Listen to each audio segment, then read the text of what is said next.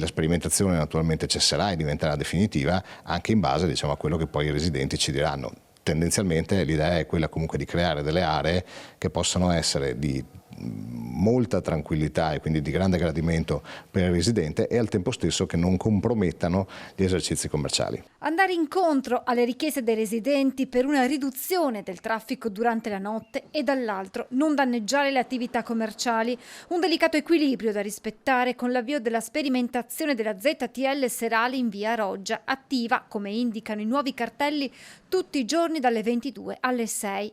E come succede ogni qualvolta si intervenga sull'organizzazione di un centro storico, le posizioni si contrappongono. Credo che sia una cosa sbagliata per quanto riguarda il commercio all'interno di Treviso, credo che sia anche un problema per quello che riguarda tutta la piazza Trentin, come me, perché sono all'estremo di piazza Trentin, per quello che riguarda proprio la gestione del commercio e la gestione delle attività delle persone che vengono in centro, come i parcheggi. Ben venga se si potesse usufruire della piazza magari con qualche evento. Chi è favorevole, come l'architetto Alessandri, auspica addirittura un'estensione di queste zone a traffico limitato ad altre aree della città. Credo che sia una scelta ponderata, credo anche giusta, e quindi anche perché via Roggia ha una viabilità molto stretta, quindi penso sia una scelta molto interessante. Penso che tutto il centro storico dovrebbe essere rivisto anche in questo ordine di scelta. Chi invece è contrario teme per il futuro delle attività commerciali e con loro della vitalità del centro.